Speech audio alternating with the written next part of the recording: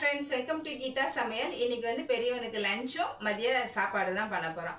Lunch வந்து carrot சாதமும் சேப்பங்கிழங்கு வறுவலும் செய்ய போறோம். மதிய சாப்பாடு வந்து முள்ளங்கி சாம்பார், சீமா அவரைக்காய் பொரியல் பண்ண போறோம். அதுக்கு அப்புறம் வந்து பருப்பு ரசம் வைக்க போறோம். கண்டிப்பா இந்த வீடியோவை முழுசா பாருங்க, லைக் கொடுங்க. Facebookலயும் Instagramலயும் ஃபாலோ பண்ண மறந்துடாதீங்க. வாங்க வீடியோக்குள்ள போலாம்.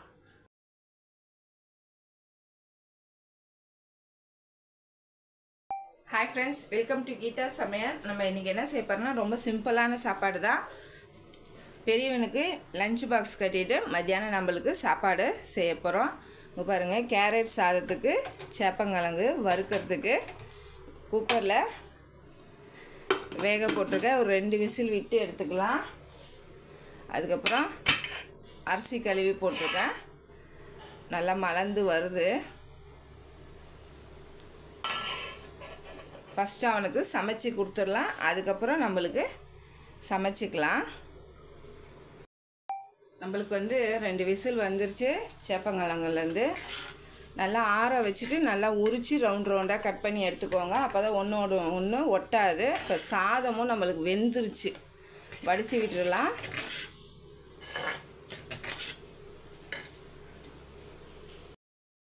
இப்போ பார்த்திங்கன்னா இந்த சைடு பருப்புக்கு மஞ்சத்தூள், பெருங்காயம், ஒரு 10 பல் பூண்டு போட்டு கொஞ்சம் தண்ணி ஊற்றி வேக வச்சுருக்கேன். இப்போ குக்கரை மூடிடலாம். அந்த பக்கம் கடாயில் வந்து எண்ணெய் ஊற்றி வச்சுருக்கேன் கேரட் சாதத்துக்கு.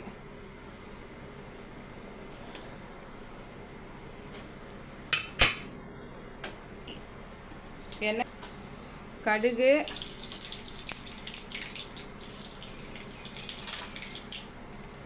அரை ஸ்பூன் வந்து உளுத்தம்பருப்பு, அரை ஸ்பூன் கடலைப்பருப்பு, ஒரு 1/4 ஸ்பூன் மட்டும் சீரகம் போட்டுக்கோங்க. கடுகும் 1/4 ஸ்பூன் போட்டுக்கோங்க. நல்லா பொரிஞ்சு வரட்டும். கடுகு பொரிஞ்சவுடனே கருவேப்பிலை, பச்சை மிளகாய் 1, பச்சை மிளகாய் பொரிஞ்சவுடனே ஒரே ஒரு பெரிய வெங்காயம். வெங்காயத்தை பாதி வதங்கணும். நான் பெரிய கேரட்டை ஒன்று துருவி வச்சுருக்கேன். இப்போ வந்து பாதி வெங்காயம் வதங்கினோன்னே ஒரே ஒரு கேரட்டு.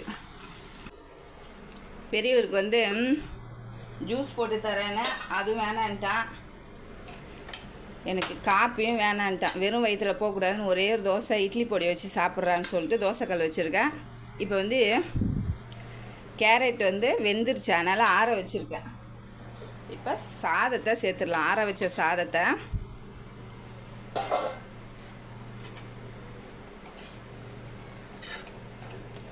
இது ஒரு பக்கம் இருக்கட்டும். தோசையை ஊற்றிடலாம். ஒரு தோசை போதுமா? இது வந்து வெறும் கம்பும் கவுனி அரிசி உளுந்து மிக்சியிலே போட்டு அரைச்சிட்டேன்.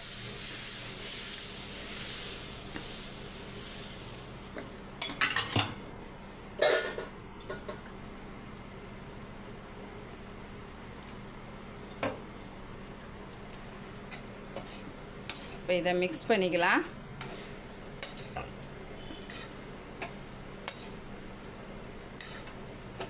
மீனுக்கு மசாலா வாங்கினது ஒரு 1/2 பாக்கெட் இருந்தது. அந்த மசாலா போட்டுட்டு கொஞ்சமாக உப்பு போட்டு பச்சரிசி மாவு போட்டிருக்கேன். இதை அப்படியே எடுத்துகிட்டு போய் ஹாலில் வச்சுட்டேன். நான் மசாலா தடவிட்டேன்னு நினச்சிட்ருக்கேன். லாஸ்ட்டில் பார்த்தா இன்னும் தடவை மேலே தான் போட்டு வச்சுருக்கேன். ஆறின பிறகு கொஞ்சம் உப்பு அப்படியே தூணா மாரி உப்பு, பச்சரிசி மாவு, மிளகாத்தூள் கூட போட்டுக்கலாம். நான் கொஞ்சோண்டு இருந்தது, அது அப்படியே இருந்தால் வேஸ்ட் ஆகிடும், அதனால தான் அதை சேர்த்துட்டேன். உப்பு மட்டும் பார்த்துக்கோங்க கேரட் சாதத்துக்கு. இப்போ கொஞ்சமாக கொத்தமல்லி கட் பண்ணி போட்டுக்கோங்க, நல்லா வாசமாக இருக்கும். இப்போ வந்து தோசைக்கு வெயிட்டிங்கில் இருக்கார். தோசையை திருப்பி கொடுத்துடலாம்.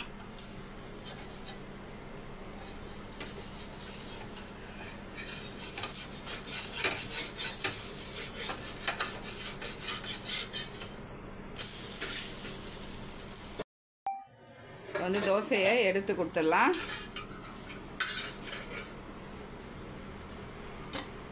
இட்லி பொடி வச்சுக்கிறாரா பாருங்கள். சேப்பங்கிழங்கெல்லாம் தோசைக்கல்லில் போட்டு ஃப்ரை பண்ணிகிட்ருக்கேன். கொஞ்சமாக கொத்தமல்லி போட்டுக்கோங்க. உப்பு இருக்கான்னு டேஸ்ட் பண்ணி பார்த்துக்கோங்க. கொஞ்சம் ஆற வச்சு டிஃபன் பாக்ஸில் கட்டிக்கலாம். அப்படியே வானலிலேயே இருக்கட்டும். செகண்ட் ஆயிடுச்சு, திருப்பி விட்டுக்கலாம். இது 2-3 தடவை திருப்பி விட்டு நீங்கள் ரோஸ்ட் பண்ணால் தான் நல்லா மொறு மொறுன்னு இருக்கும். அந்த பிசு தன்மை இல்லாமல் தனித்தனியாக. இந்த சேப்பங்கிழங்குல நம்மளுக்கு முட்டியில் ஒரு பில்லை மாரி இருக்குது பாருங்கள், அந்த வலுவலுப்பு அதுக்கு ரொம்ப நல்லதுதான் சேப்பங்கிழங்கு. ஏன்னா இதுலேயும் வந்து வெண்டைக்காய் மாரி ஒரு பிசுப்பு தன்மை இருக்குது. உடம்புக்கு அது ரொம்ப நல்லதான். முட்டி வலி இருக்கிறவங்க நம்ம வந்து வாரத்துக்கு ஒரு நாள் ஒரு 100 கிராம் வாங்கினாவே போதுங்க. நானே வந்து 1/4 கிலோ தான் எடுத்திருக்கேன். அதுவே நிறைய இருக்கும்.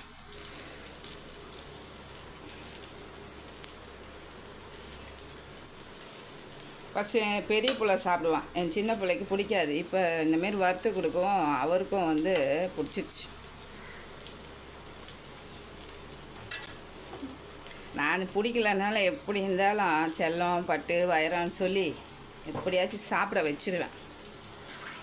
இப்போ இது ரோஸ்ட் ஆகட்டும். சாதத்தையும் கட்டிட்டு கொஞ்சம் சின்ன வேலைங்கள்லாம் இருக்குது. அதுக்குள்ளே அண்ணனையும் கலப்பணும். அதை பார்த்துட்டு வந்துடலாம். இப்போ இந்த ஒரு பக்கம் ரோஸ்ட் ஆச்சுன்னா எடுத்துட வேண்டியதான். நல்லா இப்போயே தெரியுதா உங்களுக்கு, நல்லா மொறுன்னு இருக்குது. கிட்ட வச்சு காட்டுறேன் பாருங்க.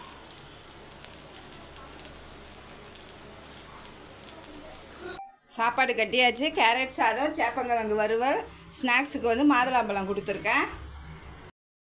இப்போ வந்து சின்னவரும் எந்திரிச்சிட்டாரு, அதனால் அவருக்கு தோசை ஊற்றிட்டுருக்கேன். நம்ம வீட்டில் இப்போ இன்றைக்கி இட்லி பொடி இல்லை, அதனால் கருப்பு உளுந்து 3/4 உலக்கு எடுத்திருக்கேன். கருப்பு உளுந்து மட்டும் 3/4 எடுத்துக்கோங்க. மித்ததெல்லாம் நான் போடுற பொருளெல்லாம் அரை எடுத்துக்கோங்க. இது நல்லா அப்படியே சைடில் நம்ம வறுத்துக்கலாம். நல்லா மணம் வர வரைக்கும் வறுத்துக்கோங்க. பார்த்திங்கன்னா இது நல்லா மணம் வர வரைக்கும் வறுத்தாச்சு. இப்போ இது ஒரு பிளேட்டில் கொட்டிக்கலாம். அரை அலாக்கு கொள்ளு. இந்த சைடு வந்து முள்ளங்கி சாம்பாருக்கு வதக்கி விட்டுடலாம். அதுக்கு ஒரு 3 ஸ்பூன் எண்ணெய் ஊற்றிக்கோங்க.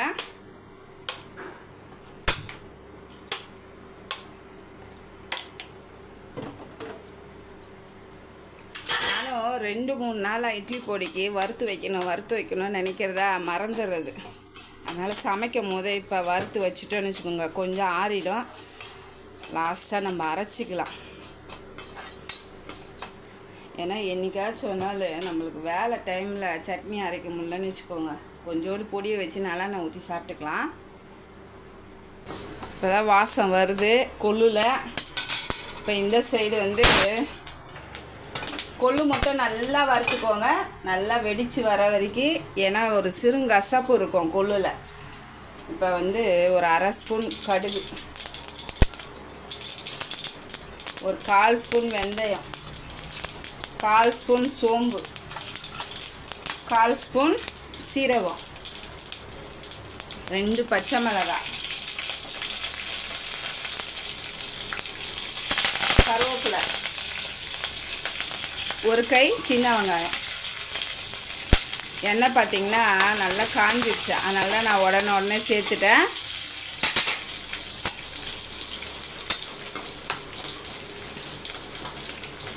வெங்காயம் வந்து பாதி வதங்கினா போதும் உங்களுக்கு.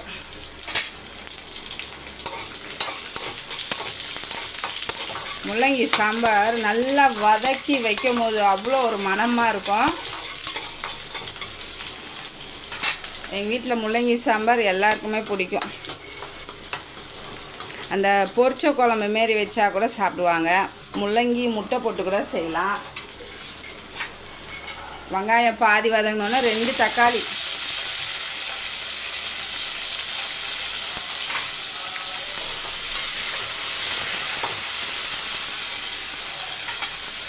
இப்போ பார்த்தீங்கன்னா கொள்ளை மாற்றிடலாம். நல்லா பொரிஞ்சு வந்துருச்சு. சிம்மில் வச்சுருக்கேன் நான். இப்போ பார்த்தீங்கன்னா அரை அலாக்கு பாசி பயிறு, இதையும் நல்லா மணம் வர வரைக்கும் வறுத்துக்கலாம். ஒன்று நீங்கள் பச்சை பருப்பு சேர்த்துக்கலாம், இல்லைன்னா பயிராக முழுசாக சேர்த்துக்கலாம். நீங்கள் ரெண்டுமே நல்லா ஒரு டேஸ்ட்டாக இருக்கும். ஆனால் வந்து இது கொஞ்சம் ஹெல்த்தி, அதனால் முழு பயிராக நான் சேர்த்துக்கிறேன். தக்காளி கொஞ்சம் வதங்கி வரட்டும். உப்பு சேர்த்துக்கலாம்.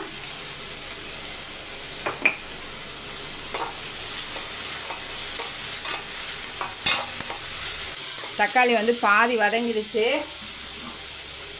முள்ளங்கி சேர்த்துக்கலாம். நல்லா வந்து கொஞ்சம் ஃபாஸ்ட்டாக வச்சு நல்லா வதக்கி எடுத்துக்கோங்க. முள்ளங்கி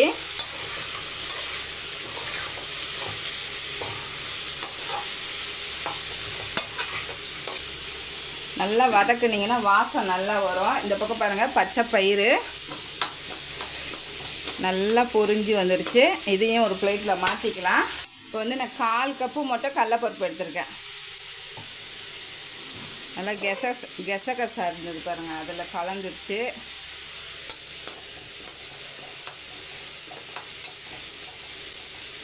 இதையும் நல்லா வாசம் வர வரைக்கும் வறுத்துக்கலாம். இப்போ பார்த்தீங்கன்னா கடலைப்பருப்பு நல்லா வறுத்துடுச்சு. இதை அப்படியே சேர்த்துக்கலாம். கெசகசா தான் உடம்புக்கு நல்லது தான். துவரம்பருப்பு நான் கடைப்பருப்பு தான் சேர்த்துருக்கேன். நீங்கள் ரேஷன் பருப்பு சேர்க்குறதா இருந்தாலும் சேர்த்துக்கலாம். வறுபடட்டும். இந்த பக்கம் வந்து பாருங்கள், முள்ளங்கி வந்து சூப்பராக வதங்கிடுச்சு. நல்லா மிக்ஸ் பண்ணி கலரே நல்லா சேஞ்ச் ஆகிடணும்.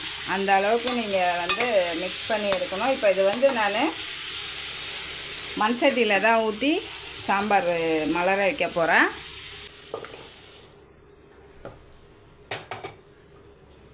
இப்போ இதிலே வானலிலே 2 கிளாஸ் தண்ணி ஊற்றி சேர்த்துக்கலாம். சேர்த்துட்டு மிளகாத்தூள் சேர்த்துக்கலாம். ஒரு 3/4 ஸ்பூன் சேர்த்துக்கிறேன். ஏன்னா இது நீர் காயில் கொஞ்சம் மிளகாத்தூள் தூக்கலாக போட்டிங்கன்னா காரம் அதிகமாக தெரியும். அதுக்காக தான்.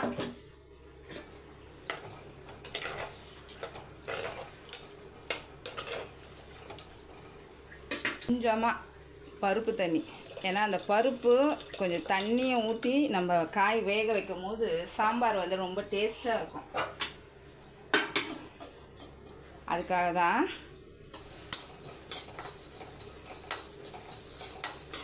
நான் இந்த பக்கம் கொஞ்சம் சிம்மில் வச்சே வறுத்து ஒரு பக்கம் சாம்பாரையும் தாளித்து விட்டுருச்சு. ஏன்னா மறந்துடுறேன், அதனால தான் இப்போ அந்தமாரி செஞ்சுருக்கேன். இப்போ இதை ஒரு மூடி போட்டு மூடிடலாம்.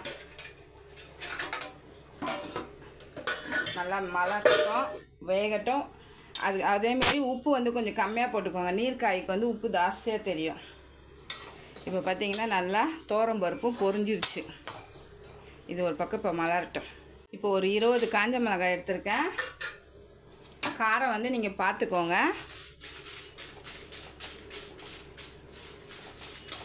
நல்லா வறுபடட்டும். காரம் வந்து நீங்கள் பார்த்துக்கோங்க. பெரியவங்களாம் நிறைய சாப்பிட்ற மாதிரி இருந்ததுன்னா 25 கூட போட்டுக்குவாங்க. நான் பசங்க வந்து அப்பப்போ பொடி சாதம் கேட்பானுங்க. அதுக்கப்புறம் வந்து இட்லி சுட்டானா சின்ன இட்லிக்கு பொடி இட்லி கேட்பானுங்க. அதனால் கொஞ்சம் காரம் கம்மியாக தான் போட்டிருக்கேன். எங்களுக்கு இந்த காரமே திட்டமாக இருக்கும். பத்தலைன்னா ஒரு 5 சேர்த்துக்கோங்க. இங்கே பாருங்கள், நல்லா மிளகா சுட்டுடுச்சு, கலரும் மாறிடுச்சு. இப்போ இதையும் ஒரு பிளேட்டில் மாற்றிடலாம். இப்போ ஒரு 3 கைப்பிடி கருவேப்பிலை எடுத்திருக்கேன். கருவேப்பிலை வந்து நம்ம விருப்பம்தான், எவ்வளோ வேணால் சேர்த்துக்கலாம். சாம்பார் நல்லா மலர்ந்து வருது.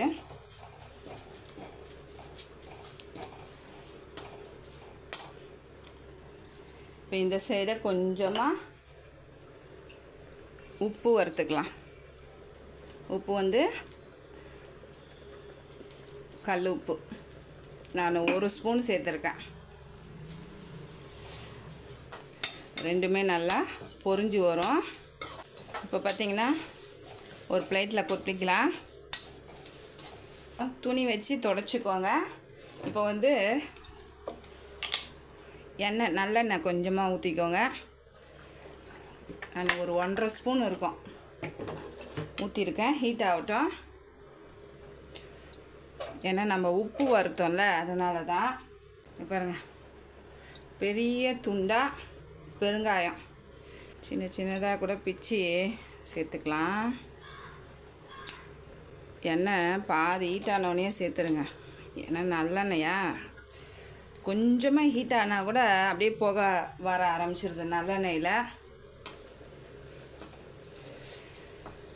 இந்தமாரி வறுத்து எடுத்தால் தான் நல்லா பொடியாகவும் மிக்ஸி ஜாரில் ஒட்டாது. மெயின் வறுத்துட்டு நல்லா ஆற வச்சிடுங்க.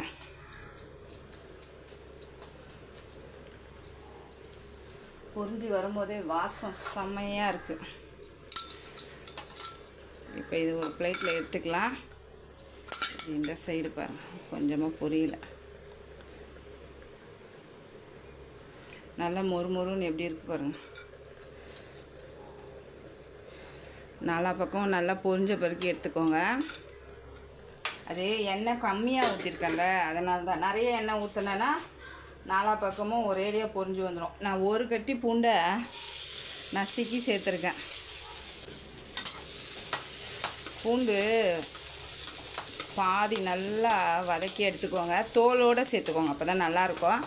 நல்லா ஆற வச்சுட்டு மிக்ஸி ஜாரில் அரைச்சிக்கலாம். 2-3 நாள் அரைக்கணும்னு நினச்சிட்டே இருந்தோம். அப்படியே கொஞ்சம் சோம்பல் ஆயிடுச்சு. இன்றைக்கி அது சமைக்கும் போதே வறுத்து வச்சிட்டோன்னா அரைக்கிறதுக்கு ஈஸியாகிடும். என் சின்ன பிள்ளை தான் அப்பப்போ, அம்மா இட்லி பொடி தோசை சுட்டு கொடுமா, அம்மா அவருக்கு முட்டைக்கு கூட இட்லி பொடி போட்டு சாப்பிட்ணும். நான் அதனால தான் இந்த பாசிப்பயிறு, கொள்ளு, கொஞ்சம் ஹெல்த்தியானதெல்லாம் சேர்த்து நான் அரைச்சிக்கிறது. டெய்லியும் எடுத்துக்க மாட்டேன், எப்பயாச்சும் ஒரு நாள் தான். இருந்தாலும் நான் அரைச்சி ஃப்ரிட்ஜில் போட்டு வச்சுருவேன். பாருங்கள், சிம்மிலேயே வச்சு நல்லா வதக்கி எடுத்தாச்சு. இந்த பக்கம் நம்ம சாம்பார், முள்ளங்கி சாம்பார். காய் வந்து இன்னும் பாதி வேகணும். இப்படி பார்த்தாவே உங்களுக்கு தெரியும் பாருங்கள். இந்த காய் பார்த்திங்களா, காய் வெந்துருச்சுன்னா உள்ளே அந்த சாம்பாரோட தண்ணி இழுத்த மாரி இருக்கும், அதிலே கண்டுபிடிச்சிடலாம். மண் சட்டியில் ஃபுல்லாக மூடி வச்சா பொங்கி வழிஞ்சிடும், ஸ்டவ்வெல்லாம் இதுவாகிடும். அதுக்காக தான் இப்போ இதை ஒரு பிளேட்டில் மாற்றிக்கலாம். பருப்பு ரசத்துக்கு ரெடி பண்ணி வச்சுருக்கேன். அதுக்கப்புறம் அவரைக்காவையும் நார் எடுத்து வச்சுருக்கேன். வந்து பருப்பு ரசத்துக்கு ரெடி பண்ணி வச்சுருக்கேன். இதில் வந்து கொஞ்சமாக புளி தண்ணி, ஒரே ஒரு தக்காளி, ஒரு 2 ஸ்பூன் பருப்பு, பூண்டு தட்டி போட்டிருக்கேன், பெருங்காயம் போட்டிருக்கேன், மிளகு, சீரகம், மஞ்சத்தூள் போட்டு வச்சுருக்கேன். இந்த பக்கம் நம்ம காய் கண்டிப்பாக வெந்திருக்கும். இப்போ வந்து நம்ம சேர்த்துக்கலாம். ஒரு நேரத்தில் பருப்பு கூடயே சின்ன வெங்காயம், தக்காளி, பூண்டு, பச்சை மிளகாய் எல்லாத்தையும் வேக வச்சு சேர்ப்பேன். ஏன்னா அப்போ நான் வந்து எல்லாம் உரித்து வச்சுருந்தேன்னா கண்டிப்பாக சேர்த்துருவேன். ஒரு நேரத்தில் நம்மளுக்கு டைம் ஆகிடும். பருப்பு சேர்த்தாச்சு.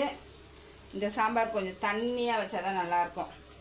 அதேமாரி நீர் காய்க்கு வந்து புளிப்பு ரொம்ப ஊற்றக்கூடாது, காயில் நிறைய புளிப்பு ஏறிடும். அதனால் கொஞ்சமாக ஊற்றிக்கோங்க. பாருங்கள், இந்த அளவுக்கு இருந்தால் போதும். சாம்பார் அதெல்லாம் முண்டு ஊற்றினா உங்களுக்கு தெரியாது. இங்கே பாருங்கள், இது போல் இருந்தால் போதும். முள்ளங்கி சாம்பார் கொஞ்சம் தண்ணியாக இருந்தால் தான் நல்லாயிருக்கும். இப்போ மலரட்டும். அவரைக்காய்க்கு நான் காம்பு எடுத்து வச்சுருக்கேன், நறுக்கிட்டு வந்துடுறேன். ஒரு 1/4 ஸ்பூனுக்கு அதிகமாக நாட்டு சக்கரை சேர்த்துருக்கேன். இது எது சேர்க்குறேன்னா, இதில் வந்து ஒரு காரத்தன்மை இருக்கும் முள்ளங்கியில். அந்த முள்ளங்கியில் அந்த காரத்தன்மை இருந்துச்சுன்னா டேஸ்ட்டே உங்களுக்கு மாறிடும். அதனால் கொஞ்சம் இனிப்பு சுவை கொடுத்தீங்கன்னு வச்சுக்கோங்க, அந்த காரத்தன்மை இருக்காது. முள்ளங்கியும் சாப்பிடாதவங்க கண்டிப்பாக சாப்பிட்ருவாங்க, டேஸ்ட்டு நல்லாயிருக்கும். அதுக்காக தான். இப்போ ஒரு கொதி மலர்ந்து வந்தால் சாம்பார் ரெடி. இங்கே பாருங்கள், பருப்பு ரசமும் ரெடி ஆக போகுது. இப்போ நம்மளுக்கு ரசமும் ரெடி ஆகிடுச்சு. ஆஃப் பண்ணிடலாம்.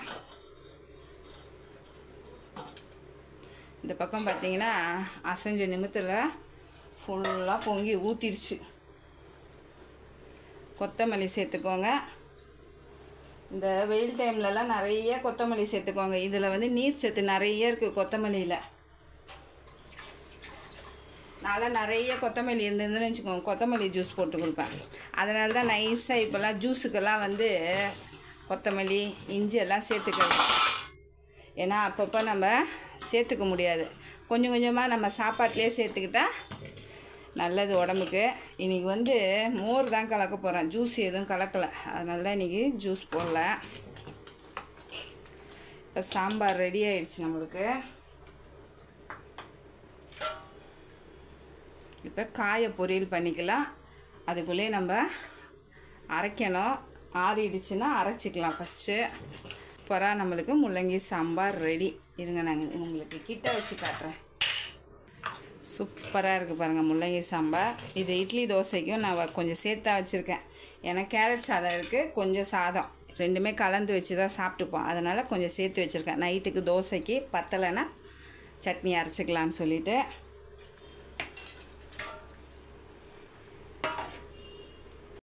நம்ம மோர் தான் கலக்கலான்னு பார்த்தோம், அதுக்குள்ளே அவங்க அப்பா வெளியே போனார், ஐஸ்கிரீம் வாங்கிட்டு வந்துட்டார்.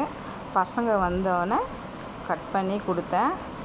நல்லா ஸ்ட்ராபெரி ஃப்ளேவரு, மேலே வந்து மேங்கோ, அதுக்கு மேலே அந்த பிளாக்காக இருக்கிறது வந்து கருப்பு திராட்சை போட்டிருந்தாங்க. டேஸ்ட்டு வந்து சூப்பராக இருந்தது. இப்போ நம்ம இட்லி பொடியை அரைச்சிக்கலாம். இப்போ பார்த்திங்கன்னா வறுத்ததெல்லாம் நல்லாவே ஆறிடுச்சு. கொள்ளு, பாசிப்பயிறு, தோரம்பருப்பு, கடலைப்பருப்பு, கருப்பு உளுந்து, அப்புறம் கருவேப்பிலை, காஞ்ச மிளகாய், பெருங்காயம், உப்பு, பூண்டு. இப்போ ஃபஸ்ட்டு வந்து எனக்கு வந்து பெரிய ஜார் ஈரமாக இருக்குது, அதனால் சின்ன ஜார்லேயே போட்டு அரைக்க போகிறேன். பூண்டு, பெருங்காயம், அதுக்கப்புறம் கருவேப்பிலை, உப்பு, காஞ்ச மிளகாய். ஃபஸ்ட்டு வந்து இதை அரைச்சி எடுத்துக்கலாம். அந்த ஜார் ஈரமாக இல்லைன்னா எனக்கு ஒரே வேலையாக முடிஞ்சிடும். சரி பரவாயில்ல, இதுவும் கொஞ்சம் ஜார் வந்து கொஞ்சம் புதுசு, நல்லா அரைக்கிறதுக்கு நல்லா இருக்குது.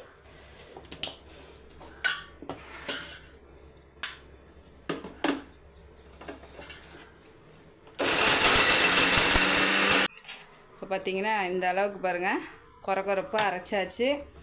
இது கூட ஒரு பாதி பருப்பு மட்டும் போட்டுக்கலாம். நான் எல்லாத்தையும் கலந்த மாதிரி போட்டுக்கிறேன், மிக்ஸ் பண்ண கொஞ்சம் ஈஸியாக இருக்கும். பெரிய ஜாருன்னா நம்ம ஒரேடியாக போட்டுக்கலாம்.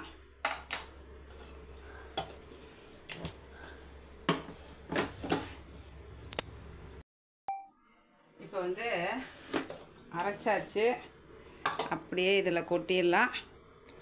கொட்டிட்டு இதையும் அரைச்சிக்கலாம்.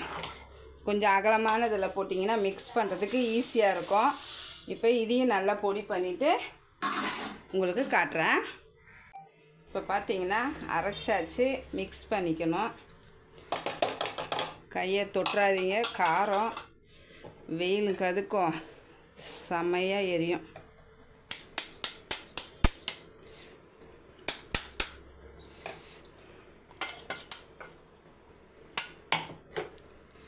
இப்போ நல்லா மிக்ஸ் பண்ணி நல்லா ஆற வச்சுடுங்க. ஏன்னா இப்போ நம்ம அரைச்சதுலேயே சூடு இருக்கும். ஏன்னா ஃப்ரிட்ஜில் வச்சோன்னு வச்சுக்கோங்க கட்டி கட்டி ஆகிடும். அதேமாரி ஒரு 85% மட்டும் அரைச்சிக்கோங்க. கொஞ்சம் கொரன்னு இருந்தால் தான் நல்லாயிருக்கும் இட்லி பொடி.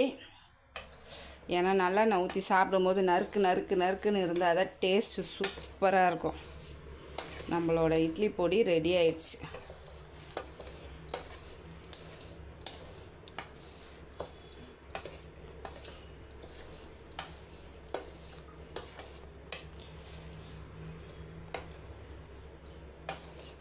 ரொம்ப யூஸ் பண்ண மாட்டோம், தேவையானப்போ மட்டும்தான் யூஸ் பண்ணிப்போம். ஆனால் இட்லி பொடி இல்லாத போது தான் நம்மளுக்கு தேவைப்படும். அதனால் எப்பயுமே நான் கொஞ்சம் ஒரு 2 ஸ்பூன் இருக்கும்போது அரைச்சிடுவேன். 2-3 நாள் அரைக்கலான்னா முடிய மாட்டுது. சூப்பராக நம்மளுக்கு இட்லி பொடி ரெடி ஆயிடுச்சு. அப்படியே சுட சுட சாதம் போட்டு கொஞ்சம் நல்லெண்ணெய் ஊற்றி சாப்பிட்டா செம்ம டேஸ்ட்டாக இருக்கும்.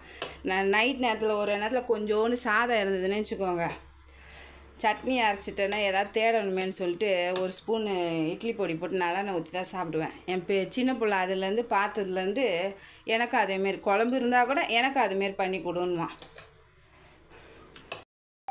இந்த குட்டி குட்டி அவரைக்காய் இது பேர் தான் நான் சொன்னேன். சீமா அவரைக்கான்னு சொல்லுவாங்க, கோழி அவரைக்கான்னு சொல்லுவாங்க, நாட்டு அவரைக்கான்னு சொல்லுவாங்க. இது தை மாதம்தான் வரும். ஆனால் டேஸ்ட்டாக இருக்கும். பார்க்கறதுக்கு வந்து ஹார்டாக இருக்கிற மாரி இருக்கும், ஆனால் வந்து ரொம்ப சாஃப்டாக இருக்கும், நல்லாயிருக்கும் இது. இப்போ இதை பொரியல் பண்ணிக்கலாம். இப்போ பார்த்திங்கன்னா பழைய எண்ணெய் இருந்தது, அது கூடயே ஒரு 2 ஸ்பூன் ஊற்றிருக்கேன். கொஞ்சம் கடுகு 1/4 ஸ்பூன் தான் சேர்த்துருக்கேன். அவரைக்காய்க்கு சோம்பு ஒரு 1/4 ஸ்பூனு. அதுக்கப்புறம் ஒரே ஒரு காஞ்ச மிளகாய் கிள்ளி சேர்த்துக்கோங்க. நான் பூண்டு சேர்க்கலை, ஏன்னா எண்ணெயிலே அந்த பூண்டு ஃப்ளேவர் அப்படியே இருக்கும், அதனால் சேர்க்கலை. அதுக்கப்புறம் வந்து கருவேப்பிலை ஒரு அரை வெங்காயம். வெங்காயம் வந்து பாதி வதங்கினா போதும். இப்போ வந்து அவரைக்காவை சேர்த்துக்கலாம். இது கிடைக்கிறதே ரொம்ப ரேர் தான். நிறைய ஊர்லலாம் வந்து ஒவ்வொரு வீட்லேயும் ஒரு கொடி போட்டு வச்சுருப்பாங்க. அழகாக சமைச்சிட்டே இருக்கும்போது வந்து கிள்ளிட்டு சாம்பாரோ அந்தமாரி வச்சுருப்பாங்க. ஊரில் செடி வச்சுருக்கிறவங்கெல்லாம் எல்லா காயும் போட்டு செய்வாங்க. அதேமாரி காட்டுக்கு போனால் எல்லா கீரையும் மடியில் பறித்து வச்சுக்கிட்டு மொத்தமாக எல்லா கீரை பொரியல், ஒரே பொரியல். நம்ம இப்போ இங்கே சிறுகீரை ஒரு கீரை தானே செய்கிறோம், அங்கெல்லாம் அப்படி செய்ய மாட்டாங்க. இப்போ நல்லா மிக்ஸ் பண்ணிவிட்டு இது ரொம்ப ரொம்ப நேரம் ஆகாது, ஒரு 5 நிமிஷம் போதும்.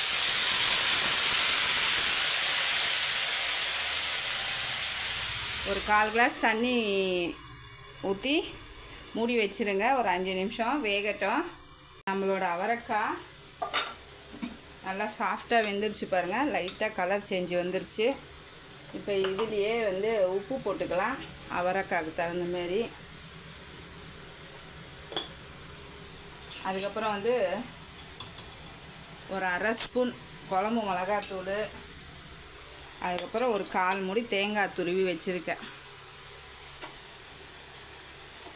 அப்படியே ஒரு 5 நிமிஷத்துக்கு சிம்மில் வச்சு அப்படியே மூடி வச்சிடலாம். கொஞ்சம் தண்ணி இருக்குது, அதனால் மிளகாத்தூள் வாசமும் போயிடும். தேங்காய் தூள் நம்ம மதியம் தான் சாப்பிட போகிறோம். பார்க்கும் போதே பார்த்திங்களா அவரைக்காய் எவ்வளோ சாஃப்டாக இருக்குது. ஆனால் வேக வைக்கும் போது சாஃப்டாக இருக்குது. நம்ம வேக வைக்க முன்னாடி வந்து ஹார்டாக இருக்கிற மாரி இருக்கும்.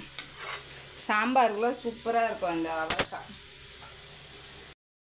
இப்போ பார்த்திங்கன்னா சீமா அவரைக்காய் பொரியல் சூப்பராக ரெடி ஆகிடுச்சு. இதில் அப்படியே முட்டையை 2 உடச்சி ஊற்றுனீங்கன்னு வச்சுக்கோங்க, செமையாக இருக்கும்.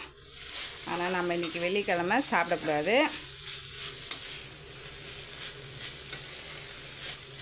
நான் ஒரு நேரத்தில் இப்போ பசங்களுக்கு வரைக்கும் நைட்டு ஆனால் ஒரு முட்டை தோசை ஊற்றி கொடுத்துட்றேன். நம்ம தான் சாப்பிட்ல, அவனுங்களுக்கு நாட்டுக்கோழி முட்டை வாங்கி வச்சுருவேன். எங்களுக்கு பக்கத்துலேயே ஒரு சிஸ்டர் வந்து ஆர்கானிக் முட்டைன்ட்டு எடுத்துகிட்டு வந்து தராங்க, பரவாயில்ல. அதனால் கிடைக்கும் போது ஏன் விடணும்னு சொல்லிவிட்டு வாங்கி முட்டை தோசை மாதிரி ஊற்றி கொடுத்துருவேன். இப்போ இந்த அவரைக்காய் ரெடி ஆகிடுச்சு நம்மளுக்கு. இப்போ மாற்றிடலாம். மாற்றிட்டு எல்லாத்தையும் ஒரு பிளேட்டில் எடுத்து வச்சுட்டு உங்களுக்கு காட்டுறேன். சூப்பராக நம்ம இன்றைக்கி சமைச்சதெல்லாம் பிளேட்டில் எடுத்து வச்சுருக்கோம். கண்டிப்பாக நீங்கள் பார்த்துட்டு ட்ரை பண்ணுங்கள். இந்த வீடியோவை முழுசாக பாருங்கள், லைக் கொடுங்க. ஃபேஸ்புக்லேயும் இன்ஸ்டாகிராம்லேயும் ஃபாலோ பண்ண மறந்துடாதீங்க. பாய்.